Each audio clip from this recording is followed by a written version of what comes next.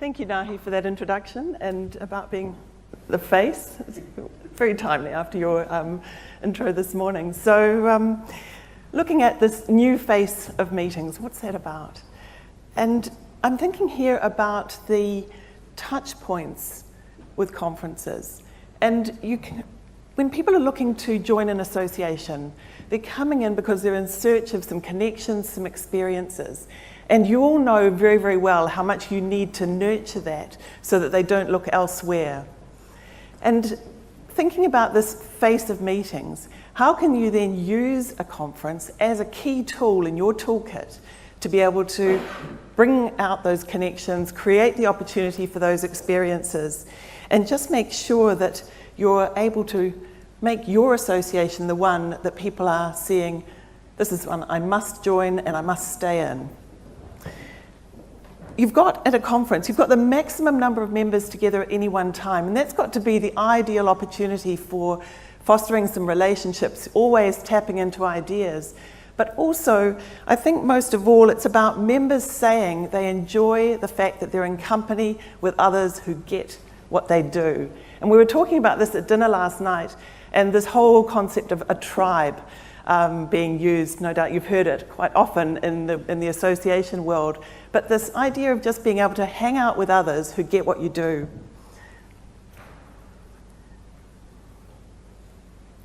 And of course, being in the business I'm in, I'll put that proposition that the conference is really that perfect touch point for engagement. But I also, having talked with Tony, hear the other side, and I've observed it myself with our clients, is that they're saying, look, this is just really difficult. You've got a lot of issues around trying to get delegates to commit to registering. They're saying, you know, really, should I? And I'll wait till the last minute. And of course, you're anxious. Here you've got the financial health of your association at stake. You need this revenue coming through. You don't want to risk. And you've also got the members who are saying, year on year, provide me something different. You ask them what that means. Can they really tell you? And then you've got the technology, which is interesting, but it's pretty intimidating at the same time. So just in this presentation, I'll be talking about some of the things that I've observed where you can alleviate those concerns, alleviate that risk, and also look at how you can create that perfect touch point with the conference. I'm going to use the word design as central to it.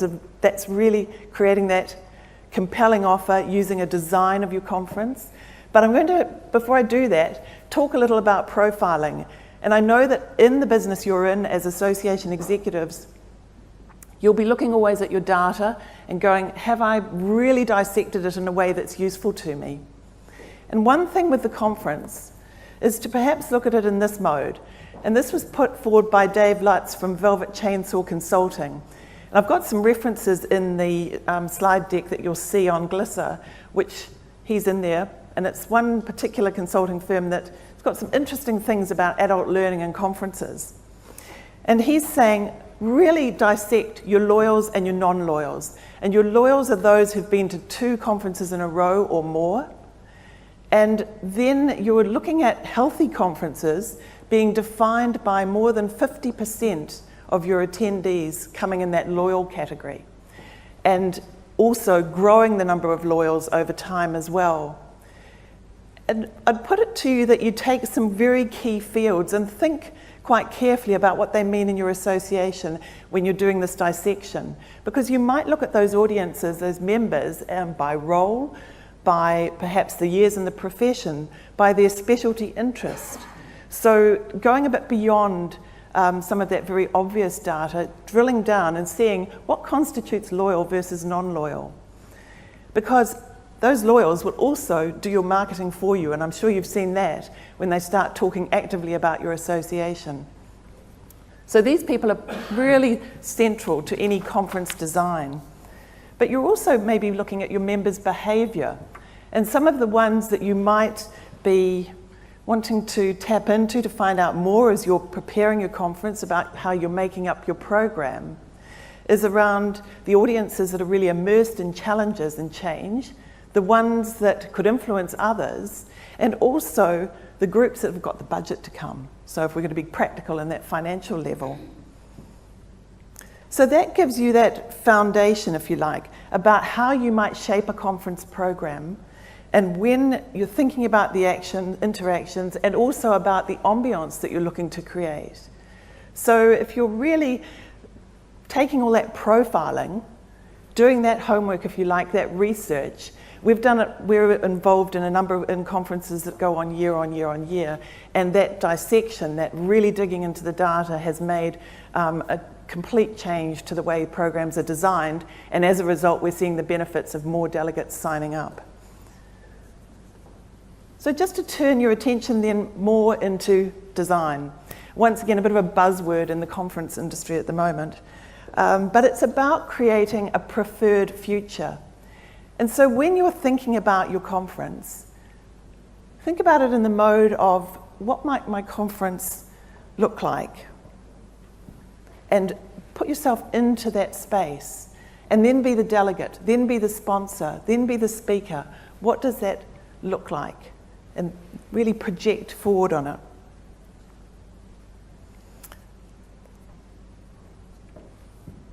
Some results that came out of a survey that was done by the Experience Institute, this is this year, and they teamed up with 5 international meetings industry associations to canvass something in the order of 9,000 people to see what were the drivers that would maximize conference attendance.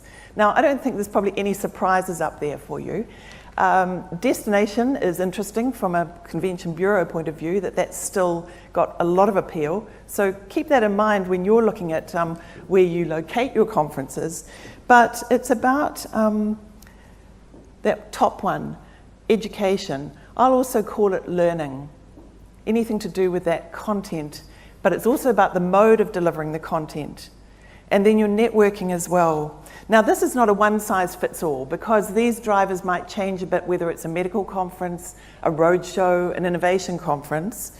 But just some thought starters for you then about how that design can increase engagement in the conference and engagement as a result in your association.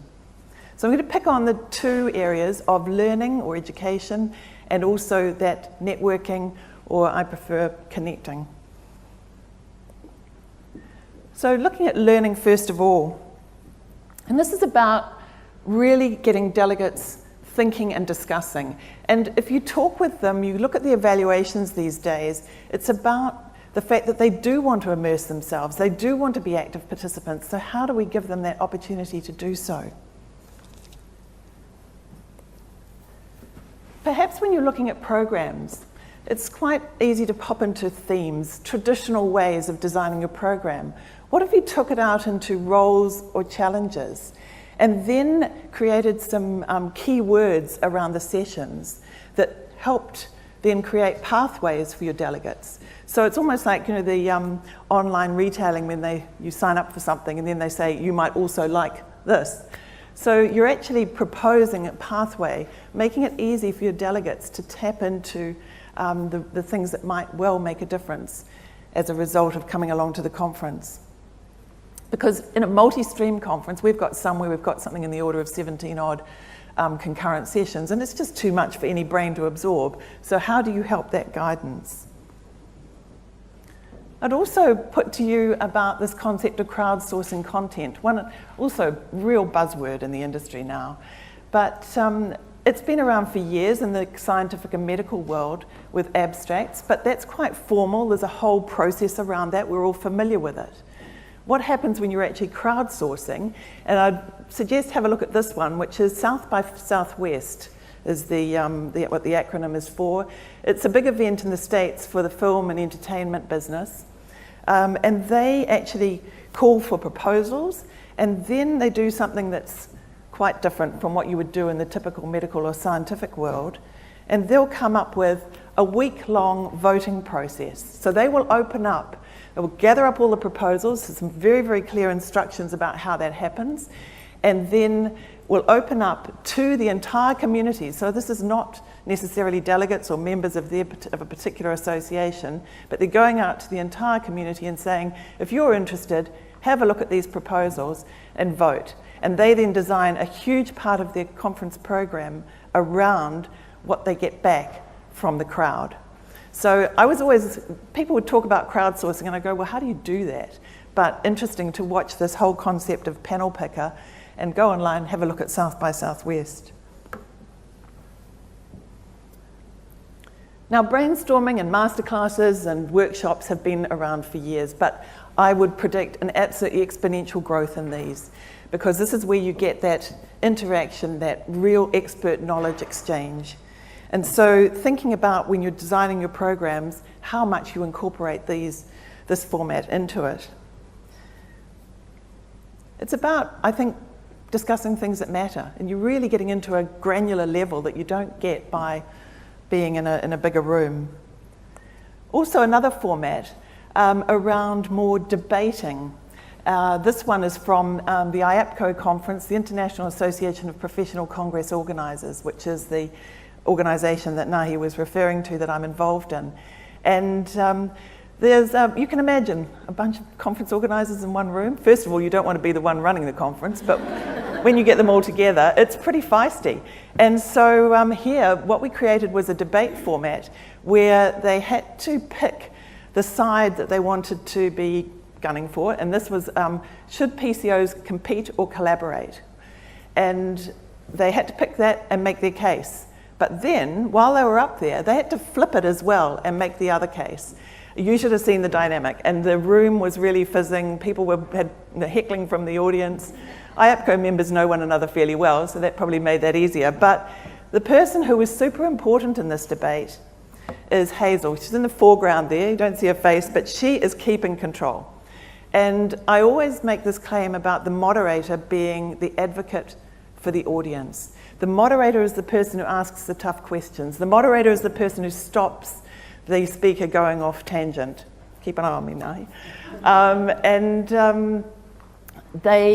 I prefer this term to facilitator or chairperson. The role of a moderator is they've got to be incredibly well briefed, they've got to be committed, they've got to be engaged, they've got to talk with their speakers beforehand, be very well rehearsed. So then you're also looking at some of this intimidating technology, and let me tell you, this is intimidating because I'm the one up there with the Google glasses on, trying to put my hand somewhere to be able to point at that protein button. But what was coming up on the screen behind me was really fascinating. So not something that everyone, it's certainly not mainstream yet, but watch this space. And exhibitions. Now you've got a really good example next door where you've got a space that's lively, it's as much as it's being inside a closed room, it's as bright and bubbly as it can be. But in the exhibition area, this idea of a hub, we also create these spaces for mini orals, little theatrettes, and those ottomans are occupied all the time. And you'll see the engagement happening over on the far side, on the right-hand side, where people are really starting to quiz. So it's picture-coocher style, 2 or 3 slides, 2 or 3 questions, next speaker on. But really something that keeps that engagement going. And bright, open, airy spaces using foyers differently. This is one where the Professional Convention Management Association are always trialling, experimenting, and that was actually a great space to be in. A term that I don't think is particularly, the idea is not new, but the term's been put on it and called light space. This is also from our IAPCO conference, where we were looking to create some time for people to absorb, something that was creative as well. So they hopped into groups, they were designing a legacy for a conference and had to relate it back to one of our destination partners in our association. And so the engagement in that created a great deal of fun, and also you can some good learnings from it as well. So that debate and that legacy pitch actually were the highest evaluated sessions in the conference. But all this energy and things to do and interaction and so on, just also build in some white space. And looking at timing, we haven't got quite enough white space in this program because it means time to just either spend 5 minutes discussing or even a couple of minutes just downloading, because we tend to absolutely supersize our conference programs, and there just isn't enough of this absorption, this reflection, And if you go back to my Velvet Chainsaw Consulting guy, they talk a lot about time to reflect and absorb. Otherwise we come out just full of ideas, but nothing really taken on board. I was going to give you some white space, but we've used that part up while we talked about glitter, so we're going to keep moving. And on to connecting. So I was talking there about learning, that key driver from that study, and then on to connecting or networking. And I much prefer this term for the conference world, which is conference connexity. And it isn't actually a term that was made up by the conference world. It comes from the high-tech industry, and it refers to community and it refers to connections. So the idea is that you're building that community and creating possibilities for people to get together. So you're wanting to do that in those light, bright spaces. People gravitate to those sorts of areas, and compulsory in our part of the world, at the back of that screen of that shot is the caravan with the coffee. But as much as you're gathering people up collectively like that, you might also think about one-on-one, where they're creating connections in that kind of business matching mode. PCMA, the Professional Convention Management Association, have got that term brain dates. And what they've done is get people to put in their profile about what they know. You also in your profile put on in what you'd like to know, and then PCMA do that matching and then give the two of you the opportunity to team up at some time during the conference. And this is what they had to say about it. Hopefully, some volume with it.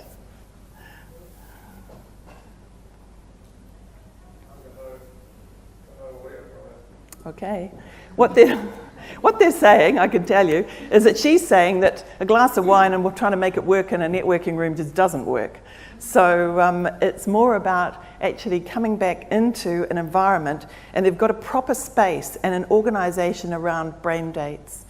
So the concept being not just random, but very, very well managed and structured, and a place for people to gather up and do those brain dates as well.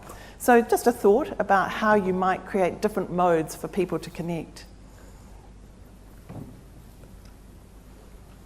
Also, I think conferences give that opportunity for the younger ones who are coming in, early career into an association, to meet up with experts and the seniors that they would not have otherwise had the chance to connect with. So how do you create those possibilities? And this is there's many oral theatrettes around the poster boards, still doing boards despite all the technology for e-posters. And just also making sure that you're providing acknowledgements. Conferences are a perfect platform for acknowledging, for celebrating. And in this particular one, a cardiology congress that we run, the certificate that is there is actually hugely significant for this young lady in her career. To have that on her CV, to be able to be photographed at that conference, will give her a complete fillip in her move up through the profession. So there's a whole bunch of different things in there around connecting, the way you're designing. See, all the way through this, you're designing the conference to enable these connections. There's also another part with that networking. PCMA do a thing called diehards and novices, and I went to their first conference as a novice and got matched up straight away with one diehard. She had a little group of novices. She got in touch with us all beforehand, she connected us up before. As soon as the conference started, she arranged to meet us, and straight away, instead of walking into a conference of 4,000 going, oh my goodness, I had a vehicle and a sort of a nice soft landing. So terminology from the States, whatever you want to call them, but it was diehards and novices. The other tool that I just think is fantastic in terms of the connection possibilities, and I think we've only scratched the surface, is the app. They're now becoming much, much more sophisticated, and being able to do that polling, the questions, the messaging, all in that one device. And it seems to have created quite a different dynamic in conferences where people have got permission to ask, whereas before they might have been fearful of raising their hand. And the one that is even more interesting was a conference that we did 2 weeks ago, and created a leaderboard where there was it was all around engaging with the app. So you could, if you got points or achievements for rating a session, posting a photo, coming up with a comment, asking a question, and there was a very intense race to the top, and people were watching this sort of, the ones who were switching the lead at the top of the leaderboard. So minimal cost, but really good engagement. And look, it was a bit of fun, but there was a serious intent behind it. So we've talked about that learning around also the connecting, but another one is how you actually frame your conference in a way that people can do that reflection, absorption, connection, and still come out feeling, right, I'm inspired, I'm energized, rather than this. And this is the claim that Janet and Amanda, and this is a piece of research that's come out just very recently. It was published at the IMEX Las Vegas conference for the industry, the meetings industry, just a few weeks ago. And she talks about the exhausted people and the conference organizers who are the architects of them, and how we expect that you're going to come to a breakfast session and have a whole lot of data downloaded at you when you've hardly even worked out where the day is and you haven't quite got to those first few mouthfuls of coffee. So is it right to be putting a whole lot of intense data on first thing in the morning? How do you actually think about some active participation, some downtime, some content, and some connection? And I tell you, tired and hungry delegates just aren't learning anything. So perhaps these are some ideas that came from Janet and Amanda in their purposeful meetings, was you're kicking off when it's fresh, you're winning cognitive breaks, that's that white space. Lunch, don't cram it full of sessions, it's time to eat. And then the sessions after lunch, and I think we're not really following the rules here, because this is meant to be reflection time after lunch rather than you being talked at. And then you put in your big lights and your sound, but use it sparingly and very intentionally in the right time in your program.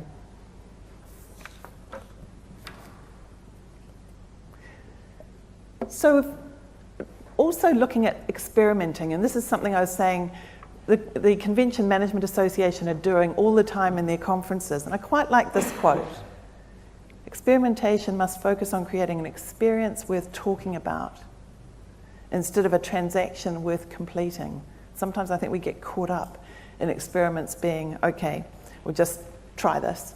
But actually, are we going to create something that's going to make a difference? And will it be talked about? And also, I'd be pretty bold when you're planning your programs, because association members, they're with you in the conference. So if you're actually announcing that you're experimenting, that you want to try some different things, and it might be that you're changing out the formats, you're actually looking at that moderator style rather than chairs, and just to really move things around, why not? I think sometimes we get caught up in this is how it's always been done.